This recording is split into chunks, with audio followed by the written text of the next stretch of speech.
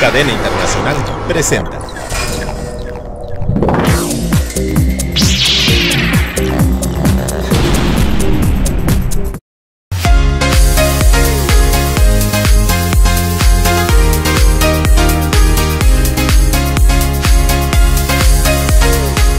¿Qué tal, amigos? ¿Cómo están? Bienvenidos a su programa Moda, Cine y Algo Más. Mi nombre es Iván Abonrad y bueno, tenemos un invitado de lujo aquí en Cadena Internacional Televisión. Hola, bienvenidos amigos, ¿cómo están? De nuevo aquí en Cadena Internacional Televisión, en Moda, Cine y Algo Más. Tenemos un amigo de invitado, que es alguien muy especial, que va a tocar un tema que nos interesa yo creo que a todos, y más en este mes que es de junio, y en esta semana que se lleva a cabo el Pride a nivel internacional, y creo que era importante tocar el tema de lo que pues nos va a platicar Jeremy Cruz está aquí con nosotros, y Hola, bueno. ¿qué tal? ¿Cómo están? Pues yo soy Jeremy Cruz y vamos a hablar de cine, moda y algo más. Y en ese algo más vamos a hablar de minorías sexuales. Minorías sexuales. ¿Nos puedes explicar para que nos entienda el público? Ay. En mi campo, en mi área, las minorías sexuales se van a entender como aquellos grupos de la población que por orientación sexual, identidad de género, rol de género y o expresión de género, prácticas sexuales o orientación sexual difieren del resto de la población general. Ellos representan aproximadamente entre un 10 y un 15% de la población. Esto quiere decir que en México podría existir entre 12 y unos 16 millones de personas que se podrían identificar como parte de la diversidad sexual o una minoría sexual. Ok, y bueno, a ver, vámonos para el cine. Hay que tocar esa parte, ¿no? De cuando los inicios del cine, ¿cómo se tocaba ese tema? Cuéntanos un poquito de eso. Existen como múltiples registros de cine en donde los personajes de las minorías sexuales eran representados, algunas veces de forma burlona o de forma discriminatoria, pero en otros han sido representados como con gran exactitud y con un tema muy cuidado. Podríamos empezar desde los principios de exploración, desde el cine porno, previo o durante el cine mudo a Call Me By Your Name, por ejemplo, que es como una gran maravilla, ¿no? El último discurso del papá, donde habla con el personaje. Desde el cine mudo. Qué impresión. ¿Ejemplo? ¿Podría ser? Existen como múltiples películas porno. En este documental y en esta serie de libros sobre el celuloide oculto pueden venir como muchas representaciones. Desde películas, por ejemplo, como Espartaco, en donde justamente viene este ejemplo de hablar de las ostras, ¿no? Hay gente que come ostras, otra gente que come almejas y hay quienes le entramos a los dos. Entonces, vienen como muchas situaciones similares, ¿no? A películas ya hablando, o sea, pasando como la censura, películas que hablan sobre abiertamente del tema de forma descuidada o bien cuidada. ¿Cómo es ese tema de la sexualidad? Sí ha revolucionado mucho, ¿no? A nuestros días ahorita. Finalmente a principios del siglo, digamos. Pero del siglo pasado. Del siglo pasado, exactamente. Yo creo que la parte de las minorías sexuales siempre han existido en la población. Siempre ha habido temas históricos en donde hay personajes transexuales, homosexuales, bisexuales, demisexuales, pansexuales. A lo largo de la historia existen múltiples ejemplos. ¿Cómo cuáles? Evidentemente existe, no me acuerdo si existía como un rey en Dinamarca, Noruega, en donde justamente él disfrutaba de conductas travestistas, con él y con toda su corte. Uno de los primeros como reyes franceses o príncipes, un delfín francés probablemente, que se iba a casar con Isabel I, allá en el siglo XVI, tenía conductas travestistas y presentaba como algunas variantes, ¿no? Entonces existen muchos personajes históricos asociados a esto. Hasta podríamos decir que Cortés y Moctezuma, según un último libro así como escandaloso, nos mencionan que Moctezuma le ofreció a Cortés como su imperio, pero porque estaba enamorado de Cortés. ¿En serio? Entre otras cosas, digo, estos ya como múltiples historias, ¿no? Podríamos hablar de que Maximiliano también pudo haber tenido como algún amorío con algún mestizo mexicano y también esto generó como una serie de escándalos. Pero esto obviamente no está comprobado y nuestros queridos editores tendrían que leerlo y gozar el chisme. Pues es que a final de cuentas yo creo que durante toda la historia pues ha estado presente, ¿no? Y desgraciadamente no se ha tocado el tema precisamente por la censura, Porque al final de cuentas somos un país, precisamente aquí en México, pues somos muy conservadores, ¿no? Entonces como que le tenemos miedo siempre a lo desconocido. Sí y no somos conservadores. Creo que también existe como un nivel de permisividad. ¿Una Hoy en día doble sí. moral? No, Una doble moral. Doble moral. Y Sí, claro. sobre todo en esta situación en este concepto de permisividad en algunas zonas del país, sí está bien que seas homosexual siempre y cuando te mantengas como trabajando en corte, confección o belleza. Claro, están Sí, claro. muy marcados los Están muy estereotipos, ¿no? marcados los estereotipos, pero también existen otra parte del público que pueden ser doctores, postdoctorados, investigadores, científicos, médicos. Es que yo creo que los medios han satirizado, ¿no? Han satirizado y han ridiculizado al personaje. Y nunca han sacado, digo, afortunadamente ahorita ha habido series que ya han sacado los personajes tal cual como son, ¿no? Que somos iguales como tú, como yo.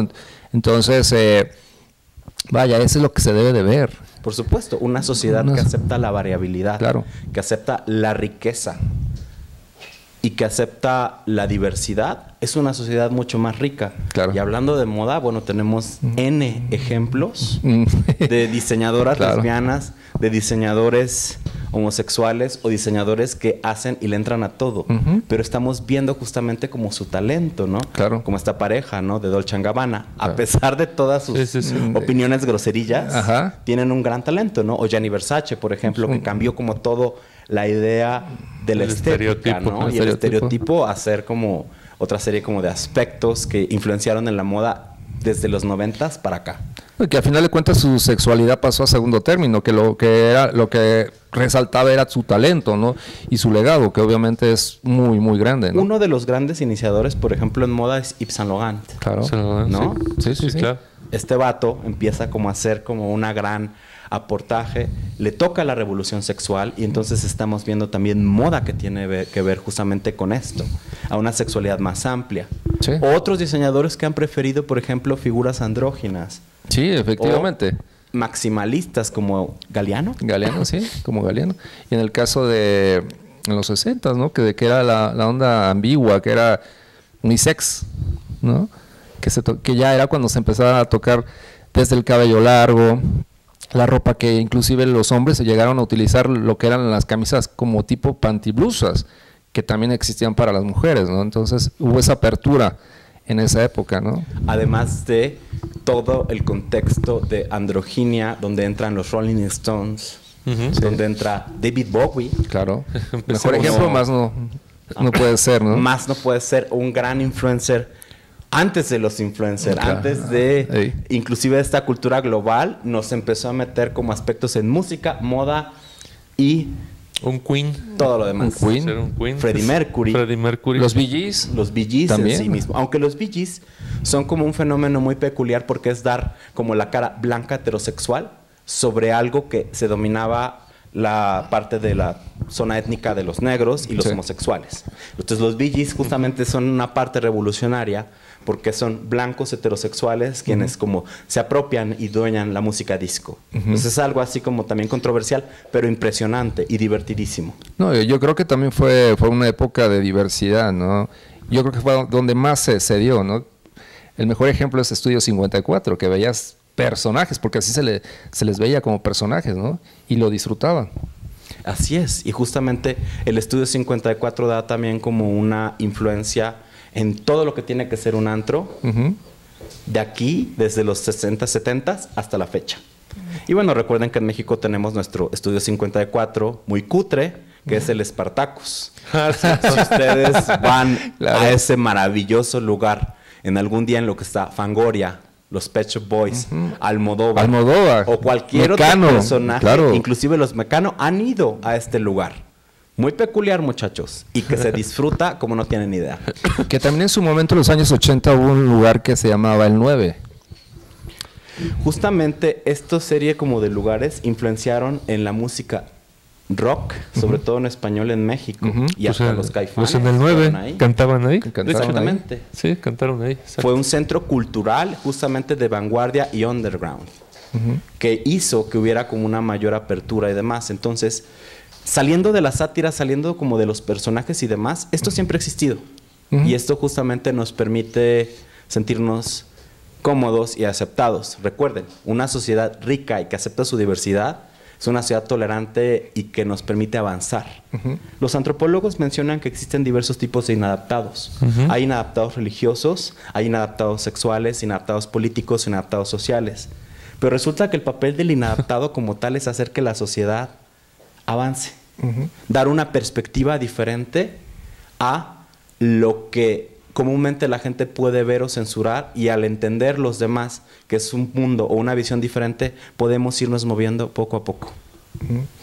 ¿Y tú crees que, bueno, más bien, tú ves que la sociedad mexicana ha evolucionado en esa parte? Creo que hemos cambiado en los últimos 30 años. Y debido como a los cambios o las políticas amigables a las minorías sexuales, al menos en Ciudad de México, que es una isla de derechos humanos en el país, hemos visto una mayor protección y una disminución en la discriminación. Obviamente esto es controversial porque Ciudad de México también es punta en crímenes de homofobia y transfobia, pero somos 25 millones de habitantes. Claro. Entonces, esto dificulta algunas cosas, pero al menos tenemos ya instituciones que apoyan y que dan tratamiento a todos los problemas, al menos de salud, que podrían presentar las mismas minorías sexuales. Las chicas trans, ¿no? Que son lo que estamos platicando, ¿no? Que cómo las etiquetan, ¿no? O sea, tú ubicas una chica trans y dices, ¿es prostituta o es estilista, no? Pero actualmente eso está cambiando. Eso está cambiando totalmente, porque ya ves a una chica trans, ahora sí que profesional, o sea, en un puesto público, vamos a ponerlo así, y de buen nivel. De hecho, hoy estoy celebrando porque justamente para la Clasificación Internacional de las Enfermedades ha sido un trabajo en equipo gracias a muchos investigadores como Rebeca Robles, como Ana Fresán, como Geoff Reed, como el doctor Hamid Vega, y yo formo parte de este equipo, en donde hemos trabajado para sacar la clasificación de trans como un trastorno mental y ponerlo simplemente como una condición humana que requiere atención médica. Y esto ha sido como un avance internacional que se está replicando en Brasil, en India, en Líbano, en Alemania y en Francia. Estamos tratando justamente de hacer que México sea punta de lanza en desarrollo de ambientes amigables o al menos políticas en salud. Entonces, eso ha sido un gran cambio.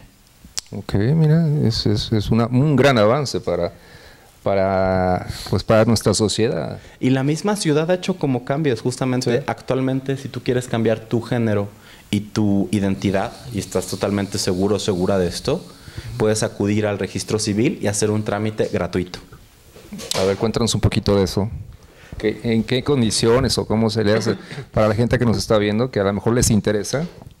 Es simplemente un trámite gratuito. Esto fue por el movimiento de la sociedad civil, de los activistas, principalmente las personas que empezaron a estudiar género, hicieron que desde 2015 este trámite sea sencillo y fácil. No necesitas ni evaluación por abogados ni evaluación por psiquiatras, porque el tema trans no es una enfermedad mental, como lo repito. Es una condición de género humana normal. Okay. Jeremy, tenemos que ir a un corte, regresamos en un instante con este tema que está muy interesante y que obviamente yo creo que a todos nos interesa, precisamente por la Semana del Pride. Continuamos.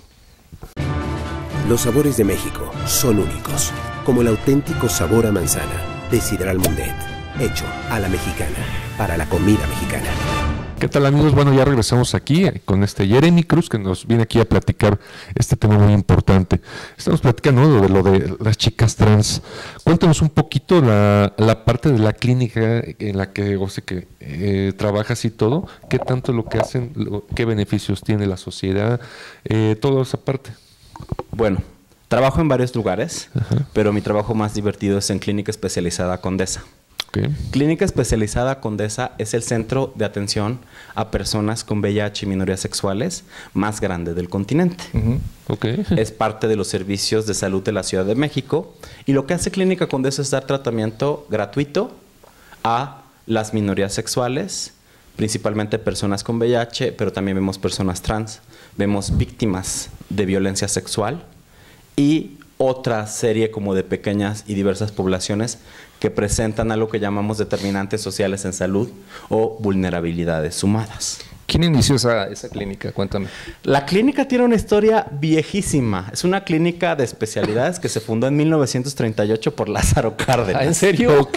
O sea, Yo pensé que era de hace, no sé, 20 años. La clínica tiene como una nueva visión y se reconstituye y se reformula más o menos a finales de los años 90 y principios de este siglo para atender exclusivamente a las personas con VIH.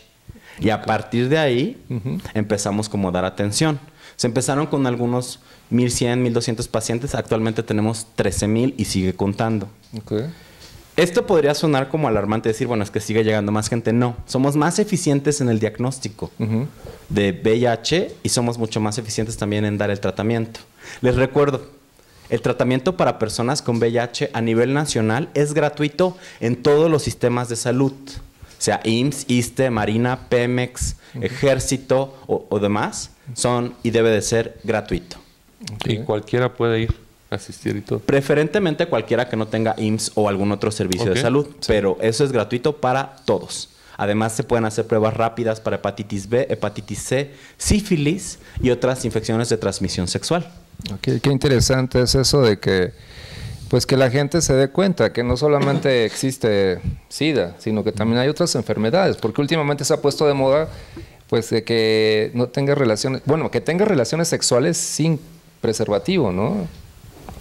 Bueno, llamémoslo primero VIH, porque el SIDA es justamente la etapa final de la infección. Sí. La idea es ahorita que la mayor parte de la gente con el tratamiento llega a un estado que se llama indetectable. Indetectable es que tienes por una medición de número de cargas o de copias virales menos de 40 para el sistema nacional. Tener o ser indetectable implica que vas a vivir una vida normal. Que vas a vivir lo mismo que todos los demás. Esto quiere decir que te vas a morir de diabetes, hipertensión o asesinado por el narco, de lo que se mueren los mexicanos. Y sobre todo, que si tú eres una mujer con VIH pero que estás indetectable, puedes tener hijos sanos y ver hasta tus nietos. Que si tú eres un hombre sano con VIH, podrías tener hijos con tu mujer que no tiene VIH, sanos, y ver a tus nietos. Que si tú eres una pareja homosexual, bisexual o etcétera, podrías vivir toda tu vida sexual con plenitud, pero para eso hay que tomar el tratamiento y llegar a ser indetectable. Eso es lo importante, muchachos. Ok, qué interesante que nos comentes todas. Yo creo que hay mucha gente que tenía esas dudas, ¿no? Y que tú no las estás resolviendo, nos estás contestando a todo esto, porque sí, muchas veces la falta de orientación, de información, pues muchas veces caemos en cosas que no debemos de caer, ¿no? Pues tenemos que dejar de tener estas ideas de los 80s y más bien empecemos a ver las cosas como son en el siglo XXI. VIH es una enfermedad crónica. VIH es una enfermedad como diabetes o presión alta, que si se controla, la calidad de vida es la misma que la de la población general. Y hablo de VIH en minorías sexuales porque resulta que en América el VIH se comporta diferente que en Asia o en África. En América el VIH es una epidemia concentrada, es decir, está principalmente concentrada en grupos minoritarios como los hombres que tienen sexo con hombres, que ahí abarca homosexuales, bisexuales, pansexuales, demisexuales y toda esta serie de definiciones complejas, trabajadores sexuales y personas trans. Resulta que sí tiene una prevalencia más alta. Pero en África, por ejemplo, el VIH es 50-50. 50% hombres, 50% mujeres. ¿Cómo crees? Entonces es muy diferente. Tenemos que quitarnos de la cabeza que VIH es sinónimo de ser solamente homosexual. A nivel global es mitad hombres, mitad mujeres. Y en América sí se presenta diferente, pero por la manera en cómo se dio la infección. Y tenemos la tecnología en este momento para que la mayor parte de la población, o casi todos los que quieren tomar, tengan un medicamento gratuito y seguro. Y que llegue casi siempre a ser indetectable, siempre y cuando se tome el tratamiento. Mira. Entonces ahora es que vamos, obviamente pues no es mi caso, pero yo puedo ir a la clínica y hacerme unos análisis de VIH, de estas enfermedades. Hepatitis C, sífilis, gratuitamente y sin problema. De hecho, quienes tenemos vida sexual activa y muy activa y le entramos durísimo, tendríamos que ir cada 3 meses. Okay. Sería como seamos que lo ideal. homosexuales o heterosexuales. Hay que ir a checarnos. Obviamente, en este momento, tenemos la mejor arma, que es el condón y el lubricante. Claro. Pero además viene el PrEP. Ah, también un tema muy, muy importante e interesante. Justo para ¿no? este Pride es como lo más moderno. A ver, explícanos con bolitas y palitos, ¿qué es eso? La terapia es la profilaxis preexposición. Consiste en dar medicamentos antirretrovirales a las poblaciones que están como en mayor parte de riesgo, quien quiera tomarlo y lo puede tomar de forma diaria. Hay diferentes formas de PrEP, pero la más como útil o la más que tiene mayor evidencia es lo tomas de forma diaria y disminuye el riesgo de exposición en más del 90%. Órale. Inclusive la gente podría mantener relaciones sexuales sin condón. Obviamente tienen que usarlo para prevenir las otras ITS. Sí, porque obviamente todo el mundo cree que te cuidas de una cosa, pero de lo demás... Entonces, Clínica Condesa está empezando a tener como una serie de iniciativas para implementarlo en México. Okay. Y eso podremos ver y mandar como algún otro experto en PrEP para que hablen directamente con él y lo presenten, padre. Estaría perfecto. Perfecto. ¿Qué otros ejemplos nos puedes decir? Aparte de, no sé qué es aparte del SIDA y todo esto, que están ahí en la clínica. Además, atendemos también a personas que consumen sustancias. Resulta que sí hay como una mayor prevalencia de consumo de sustancias en minorías sexuales. Esto está dado por múltiples factores, principalmente algo que se llama estrés de minorías. Es todo lo que hace la demás población para agredir por discriminación, estigma o violencia. Entonces hay como un mayor consumo de alcohol y otras sustancias. Pero eso damos tratamiento y tenemos ahí un gran servicio de salud mental. O sea, ¿hay tratamiento para el alcoholismo también? Sí, se puede dar, obviamente, si tienes VIH. Ya. Recuerden, Clínica Condesa atiende a personas con VIH. Sí, o sea, no, yo no puedo llegar y decir, ¿qué crees que soy alcohólico y me puedes atender? No se puede ahí, pero te podemos referir como otra institución donde sí te pueden atender. Ah, perfecto, eso está interesante. Mira. ¿Tú? ¿Qué más le quieres preguntar? Digo, porque tenemos miles de cosas que comentábamos. ¿Hay una diferencia de, digamos, de otros países a México? Lo que hemos visto es que nos parecemos mucho a las poblaciones en Norteamérica con respecto a consumo de sustancias, con respecto a las prevalencias de infección y probablemente con respecto a las mismas prevalencias de las minorías sexuales en la población. ¿Es como una moda, digámoslo así? No, definitivamente no. Lo que sabemos ahorita sobre la orientación sexual, la identidad de género, es que esto es una condición que está mayormente asociada a lo biológico. No es como una cuestión de moda, pero sí es una cuestión de visibilidad. Cada vez la gente tiene menos miedo de expresar su orientación sexual, su identidad sexual, y entonces esto es mucho más visible. Esa es la palabra correcta. Y un punto importante que quiero mencionar, ¿no? Sí. El 98% de los padres de las minorías sexuales, adivinen qué creen que son. Heterosexuales. ¿En serio? Wow. Y el 98% de los hijos de parejas homoparentales, es decir, de hombre con hombre, mujer con mujer, van a ser los niños heterosexuales. Wow. ¿Me entienden? Sí, claro. Esto es algo que se mantiene de la misma forma. Es decir, ser criado por alguien trans, ser criado por una tía, ser criado por una madre soltera, ser criado por una pareja homosexual, no va a influir en nada, en tu identidad ni en tu orientación. Les recuerdo, el 98% de los hijos de parejas homoparentales son heterosexuales. Claro. Sí, porque desgraciadamente, claro, desgraciadamente tenemos esa idea errónea de que, tienes papás, dos papás o tienes dos mamás, el niño va a ser gay, ¿no? Entonces, qué bueno que tocas ese tema y que aclaras que no, que es normal, vaya. Que van a nacer como el resto de la población. Oye, Jeremy, tocando el tema ahorita ya del Pride, ¿la clínica va a estar presente en la marcha? La clínica, y se van a regalar como una serie de diversas intervenciones en salud. Principalmente se van a regalar condones. Esa es la participación de la clínica. Muchos condones. ¿Tú vas a estar ahí? Vamos a estar trabajando ahí en el Pride. Este próximo sábado. Ahí estaremos. Sábado a las 12 del día, ¿no? Comienza la marcha, ¿no? La marcha.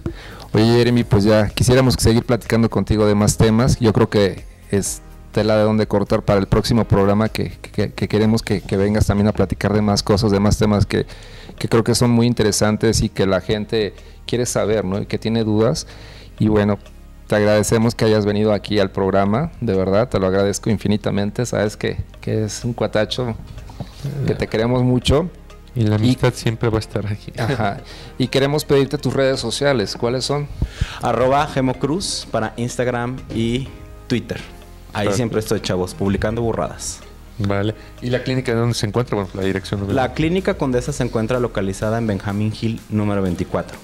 Trabaja de 8 de la mañana a 8 de la noche, de lunes a viernes. Vale. Y es en la Colonia Condesa. En Condesa. Condesa, obvio. Les queda cerca de Metro Juanacatlán, Metro Patriotismo y Metrobús La Salle. ¿Tus redes sociales, Iván? Bueno, amigos, ha sido un gusto estar aquí con ustedes. Mi nombre es Iván Abonrat y mis redes sociales Iván Abonrat Oficial en Instagram y en Facebook Jesús Iván. Ahí me encuentran. Bueno, amigos, gracias por haber estado aquí con nosotros. Mis redes sociales son Ibrahim Abonrat Oficial en Instagram, Facebook, Ibrahim Abonrat 24. Y bueno, no nos queda más que decirles que gracias por estar aquí con nosotros, continuar viéndonos en estos programas que yo creo que tienen mucho contenido y nos gusta bastante estar aquí con ustedes. Y nos vemos el próximo. Nos vemos. Usen condón.